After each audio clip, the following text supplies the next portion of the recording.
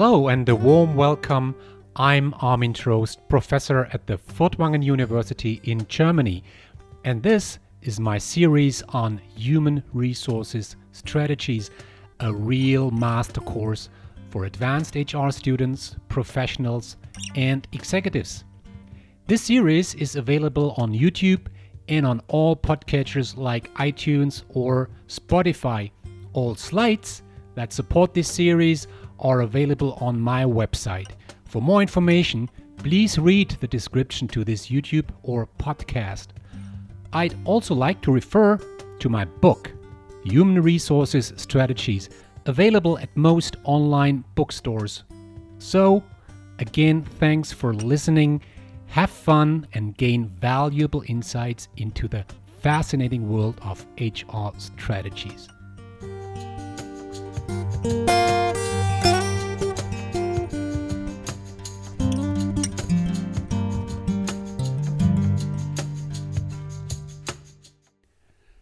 So, welcome back to the second episode about sourcing strategies.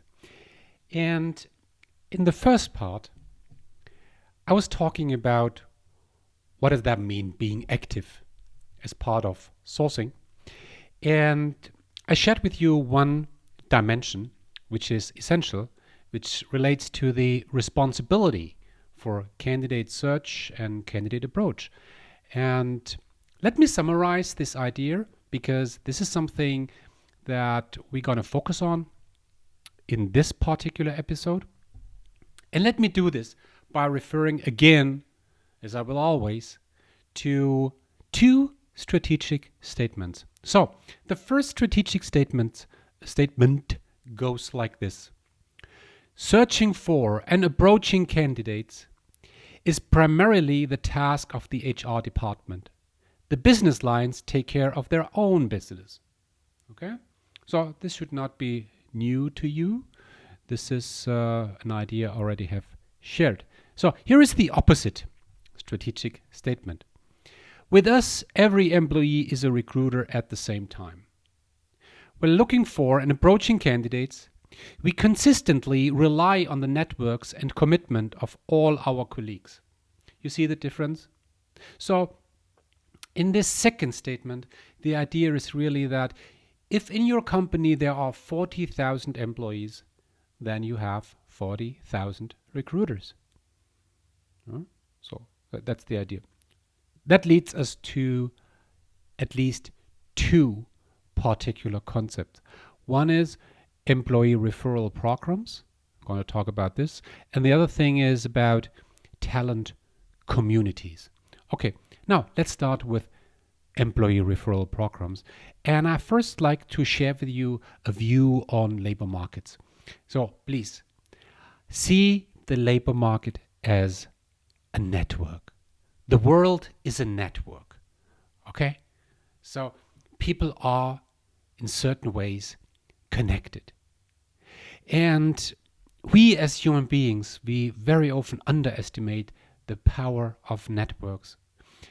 Every person in the world is connected with every other person in the world via very few pairwise connections. I mean, we experience this in these days while I produce this podcast, during the corona crisis. We see how fast a virus is transported via social networks. And the networks are so powerful that the development of infection is absolutely exponential. Okay? So see the world as a network. And when you look at the world like this, there might be employees. Your employees are connected within the organization. Not everybody knows everybody for sure, but there are a lot of connections. It's quite tense. And there might be potential candidate.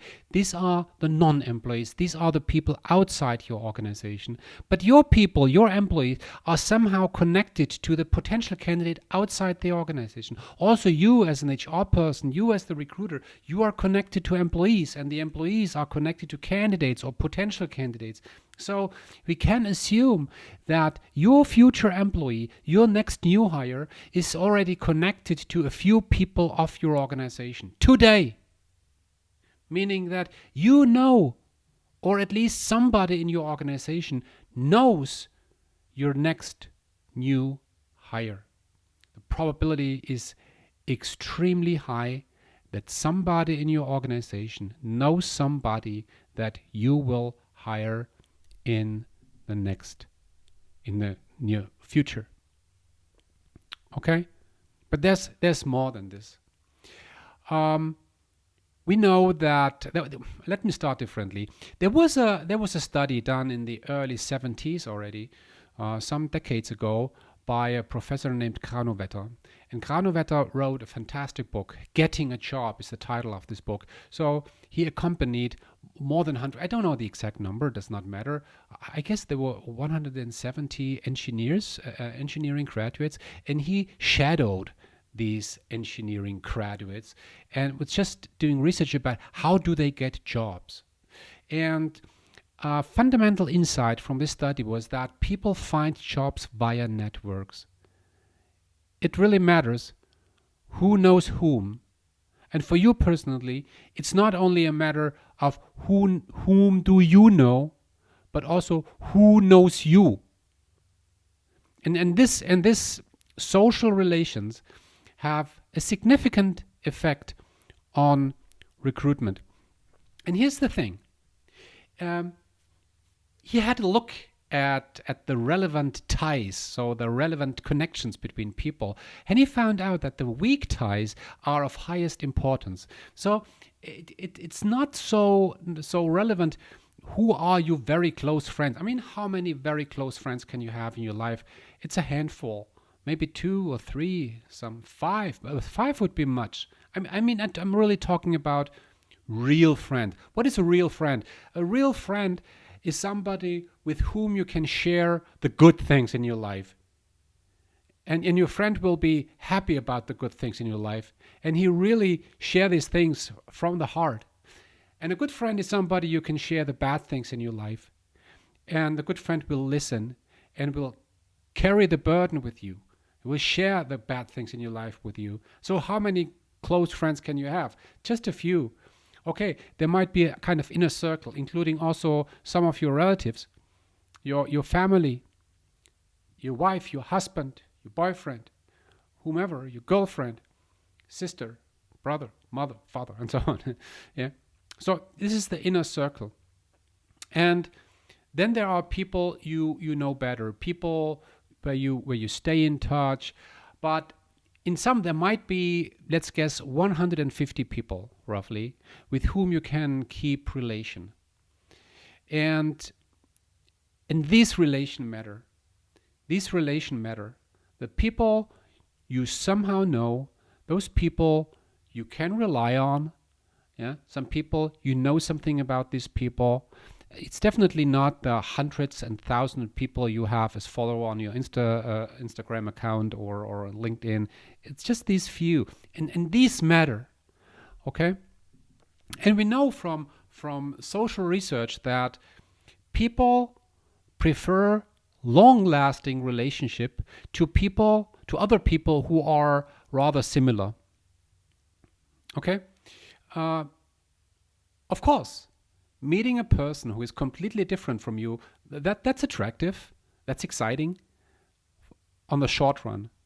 But when we look at the long-lasting relationship, the long-lasting friends, we can assume that with regards to a lot of characteristics, your friend is similar than you.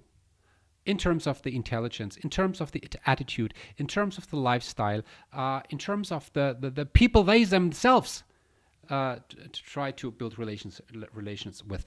So when it comes to recruiting, we can assume that A player know A player. Good people know good people. Smart people know smart people. Okay, and so if you have one person in your organization who is smart, this person probably knows some other people who are smart as well.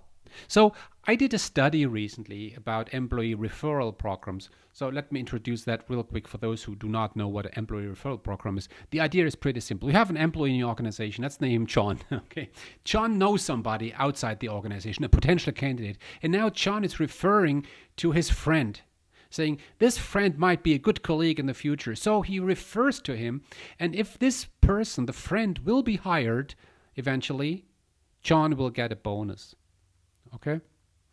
And this is a very powerful tool, as I will show you. And I made a study about this in German-speaking countries. I must admit, it was not a global study, but I was asking more than 100 companies who are doing employee referral programs. And among many questions, I asked two questions. One question was, how many referrals do you get in a year? That was the first question. The second question was, so based on those referrals, how many successful hirings do you have based on your employee referral program? So with these two numbers, I could calculate a ratio, and the ratio is a solid 7-3, meaning on average 7 referrals lead to 3 hiring. I mean, that's powerful. That's really powerful. That's nearly every second referral will be hired eventually. So, I mean, compare this to other sourcing strategies. I mean, how many applications do you need to hire one person? I mean, that's a much bigger ratio, right? So 7-3, that's really powerful. And referral programs are most suitable for difficult hiring, so difficult mass hiring or specialist hiring.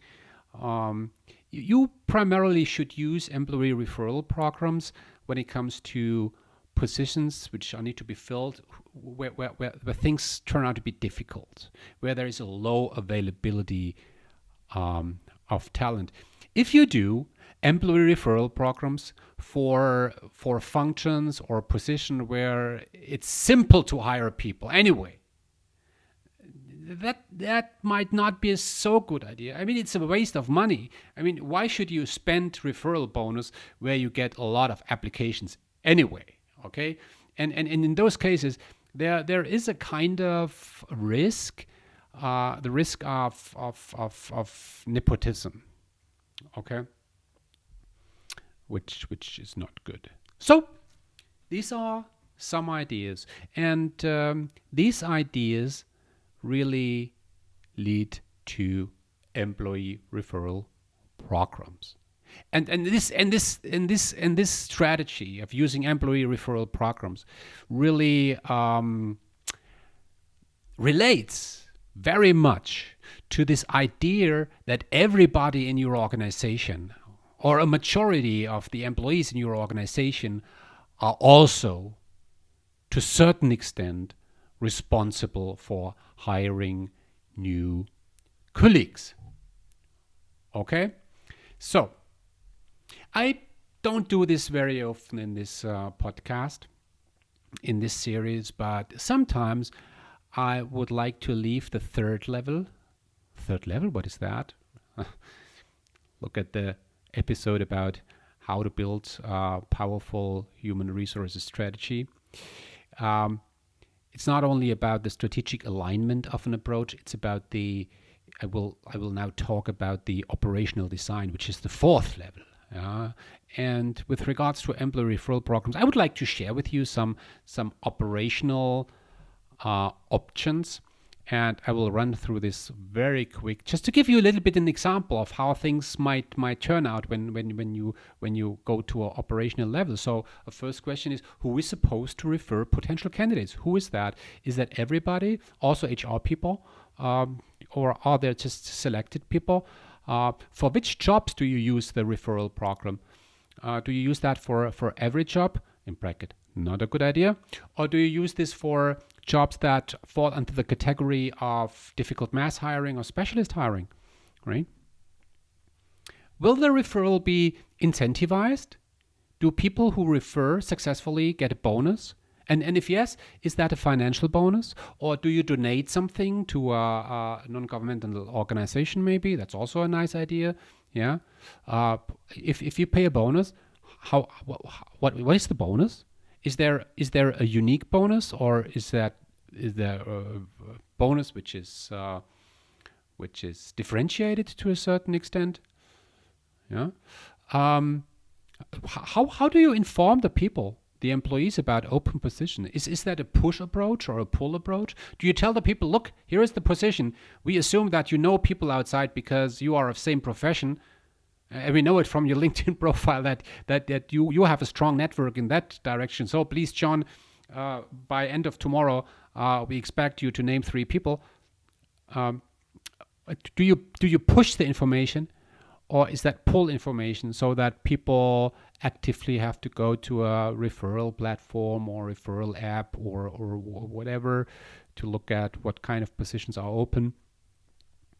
To what extent is your referral process really integrated into the existing recruiting solution of your applicant tracking system? So this is primarily a technical issue. It's better integrated. So generally, how do employees refer? How do they do this? So if I'm John, if I'm an employee and I want to refer to a friend, how can I do this? Do I have to write a mail to the HR department, or is there an app where I just can click on people? How is that? Or do I just talk to my friend, say, hey, Tom, here's a cool job. And well, how does that technically work? No? And then how will this referred candidate be approached? That's also an operational question. So you have this name of this potential candidate. Who will approach this person? Is that the employee, him or herself, or is that the HR department, or is that maybe a third party, or is that just is it a system? Yeah, who's doing that part? And this is a interesting one. Is referring candidates something which is mandatory? It's a push approach. Or in the meantime, I also learned that there is this term active referral. So you do not wait for the colleagues to refer somebody. You actively invite the people. Yeah, like in a referral workshop I mentioned in the last episode, a referral workshop, a Rolodex workshop, where you have a dedicated meeting with some selected colleagues, just thinking about whom do we know, whom do we want to approach. Yeah. Or is referring candidate something which is voluntary? You just tell the people, well, you can refer somebody, but if not, it's okay. You don't must. Just can. Would be nice. And then you do some campaign, selling the program in the canteen with a poster or whatever. So this is a operational option. When is the referral successful? Is it after probation period, when the new hire really survived the probation period, or is it after a job offer was accepted, or what is it? I mean, there are very different ways how companies handle this. Yeah, I mean, who will be informed and how on the status of the different referrals? Does the referrer know about the status of the referral? I mean, some companies have referral apps and they can constantly track what is the status, and you see, now my friend was contacted. Nice. Now let's see what happened next. Oh, my friend was invited to an interview. Okay. Oh, my friend was accepted. Now get some money. Yeah. So do you see the status? Or if the hiring manager is doing the interview with a referred person, does the interviewer know, the hiring manager know, that this person came in through the referral program? Should the hiring manager know that? Yeah. Should the hiring manager even know who did the referral? Who was the colleague who recommended this guy? Is that something you want or not? So you see, there are a lot of design options, and as I think this is something that makes HR so fascinating. That independent from the strategy you follow, you are committed to, still is very often a lot of work to think about how you gonna do things. So this is about referral programs. As I said, I would say referral programs are among the most powerful sourcing strategies. Really, I mean, I don't have the time here to also mention all the advantages that you might have. Okay, let me mention one. Okay, one thing is we know from different studies that retention is higher for those employees who came in through referral programs. They will stay longer. We also know, and the second thing, okay, then I have to stop myself. The second thing is that the performance of those people who are coming through referral programs, the performance is significantly higher than those people who came in through other channels. Okay, so there are a long list of very positive side effects. And why is that? Okay, let me share with you this idea. Why do employee referrals work so well? I mean, there is the idea, and that's an idea I already mentioned in an earlier episode, is that it's very good when the people feel the consequences of their decisions and their actions. It's always good, because when employees or teams experience the consequences of their decisions and actions, they will be more careful, and they will spend more cognitive power in what they do, and they take over more responsibility, and they are more motivated in what they do. So when people feel the consequences of their decisions and actions, they do better. So, and this is exactly the case with employee referral programs. I mean, just assume you refer somebody who turns out to be, as we name in HR, a dead body, and an employee who is still alive, just no more alive really, but still warm, a warm body. It's cynical, right? Okay, a low performer, that's the official term. The employee you refer to turns out to be a low performer. That does not shed a positive light on you, and you better don't want to experience that, because if you refer to somebody who turns out to be a low performer, you're gonna lose trust. And that's the last thing you want to experience in a social system, and every organization is a social system. So people are careful. Before you refer to somebody, you better think, or you better are sure that this person gonna turn out to be a good colleague. Okay? And then that's a psychological mechanism that drive this employee referral program machine, right? And then that's important to know. Okay, so now let's leave it to that employee referral program. You see, I love it. it's good. So now let's move to the next concept, the next strategy. And before we do so, I would like to again differentiate between two strategic directions you might go. And I name this vacancy focus versus talent focus. So let me start with the vacancy focus. So vacancy focus is something that you're going to find in almost every HR textbook. This is something very many HR students learn, and this is the classic way how companies hire people. So in the beginning, there is always the vacancy, right? An open position that needs to be filled. And once there is this vacancy, an approved vacancy, you start sourcing via job ads or via referral or whatever, right? And then you get the applications. And once you have the applications, you select, okay. And after the selection, you hire a candidate. Okay, this is not a surprise to you. This is human resource management bachelor level. Okay, not even that. I mean, everybody knows how that works. So, what is talent focus? Talent focus means that you're constantly sourcing. You constantly are looking for truck drivers. You constantly are looking for nurses, truck driver and nurses. You constantly are looking for software engineers. You're constantly looking for teachers independent from your current demand.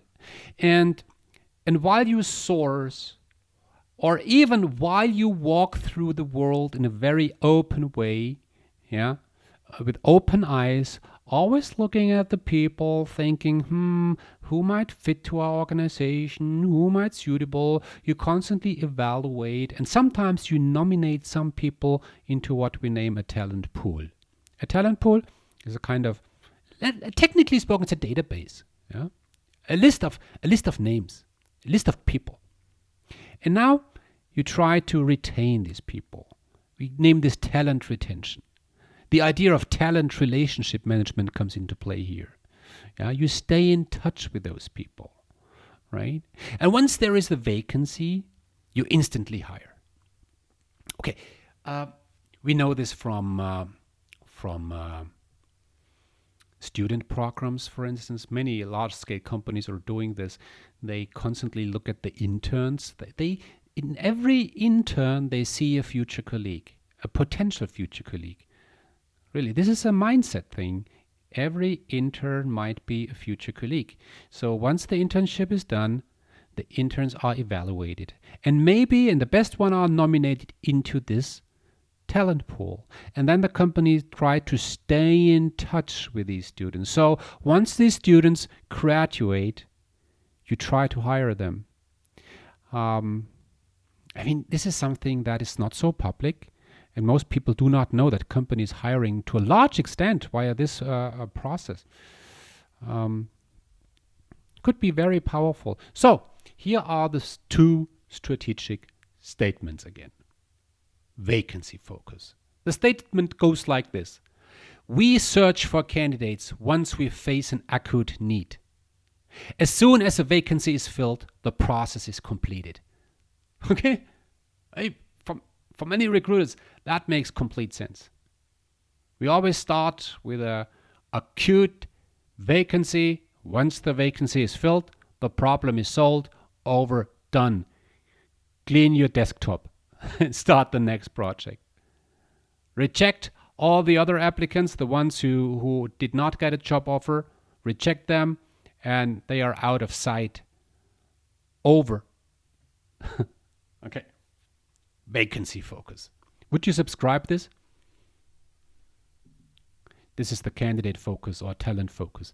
We are constantly sourcing candidates independently of acute needs. Whenever we have found good candidates, we maintain long-term contact with them. Okay, different story. Different story. Which one? Of course, it might be a mixture. For simple hiring, you have the one. For difficult mass hiring, you have the other. And so, as I mentioned already in the episode about how to build a talent acquisition strategy, I mentioned that this approach is primarily suitable for difficult mass hiring. Okay, and here is why. What you really do is the following. Let's think of these kind of student programs. Okay, and by the way, talent communities, they primarily work with students. I don't want to go too deep why these things do not work so well with professionals or experienced people. This is something which is primarily works with students, graduates. So what many companies are doing is the following. They look at their interns, and once the internship's over, as I mentioned, the interns will be evaluated, and some of them will be nominated into different pools. It's very often not just one pool. It's a big pool with different segments or different categories.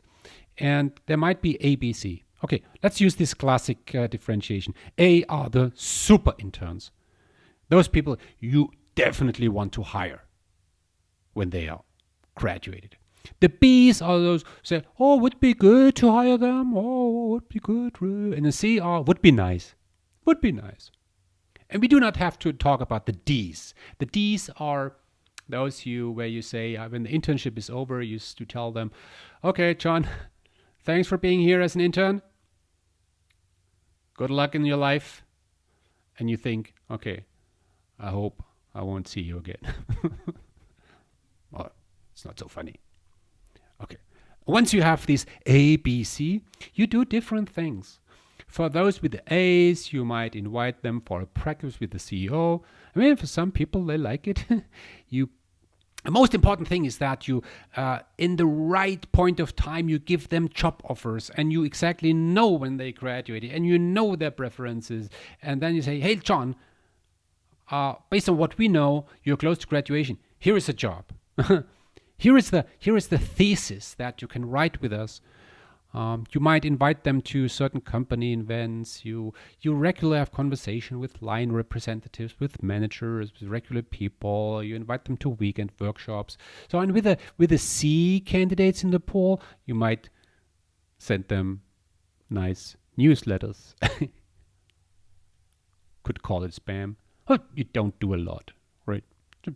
Little budget, but you do a little bit something. Okay, so the more precious an intern is, a talent, the more you do. The more intense is the personal relation to that person.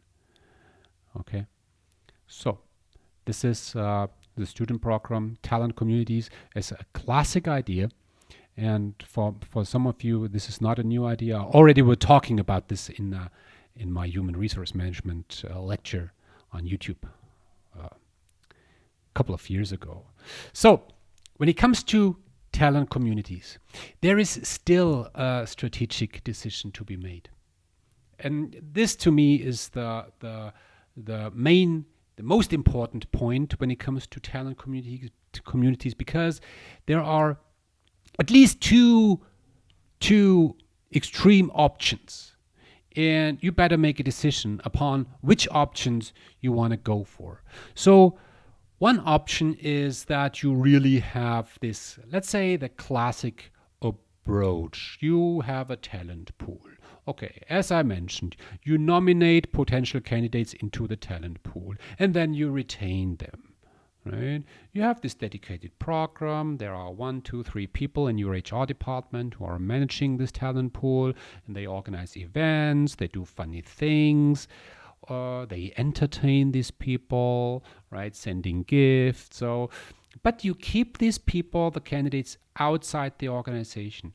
It's a kind of separated pool. Yeah, it's really it's like the lobby in the hotel. Telling the people, okay, you cannot go into the rooms now. Don't go into the rooms. Stay in the lobby. And in the lobby, you entertain them. Okay? While the other approach, which I find more and more and more, is not to say, okay, stay in the lobby. Say, come into the organization. Become part of us.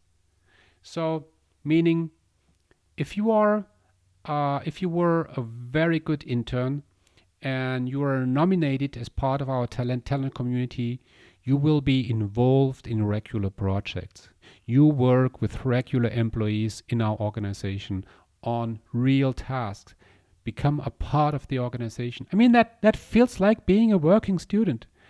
Already be a little bit a part of us, and build social relations not to HR, but to regular employees and managers. Already become part of our family, to put it a little bit more romantic. But that could increase the social ties of a student to a company, and you can manage this. So the talent community is not a separated pool or a separated lobby somewhere. The talent community is already a part of the target function.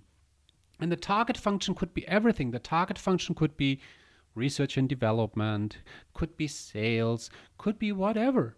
And they are part of it. And this is extremely powerful and beneficial for the students and the organization. The main prerequisite for doing this is that the line is ready. So here is it again. This is active. This is active because you really involve the line. And if the managers, if the employees say, another intern, every additional intern, every additional student I have to work with is an additional burden, is distracting. As long as the managers and the employee do not see a benefit in working with the students, they won't do it. Okay, so there must be this added value, this benefit. Okay, let's summarize this again in terms of strategic statements. So the classic approach of talent community follows the following statement. We HR, build pools of promising candidates, which we keep warm in the long term to cover needs in the line. Okay? It's not surprising. This is what I already have explained. And this is the opposite. It goes towards networking, not about entertaining. It goes towards networking. We offer promising candidates exclusive opportunities to network independently with a specialist department, with a business line. Okay? You offer them opportunity to already network with regular employees and managers. Okay. So, I would like to leave it to this. And, of course, I see a lot of more sourcing strategies. I was not talking about campus recruiting, even though it might be something essential. I did not talk more intensively about talent scouting. I was focusing on those things that really are of major importance for most organizations. And really, the essential thing I want you to take home is be clear about where you use which approach. And again, I mean, with talent communities only work with difficult mass hiring. There is simply no need to run a talent community for simple hiring. Why should you? Job ads do the work. You will not build a talent community just for specialist hiring. I mean, they are so unique. Why should you build something like this? So talent communities only work for difficult mass hiring when it comes to filling bottleneck functions.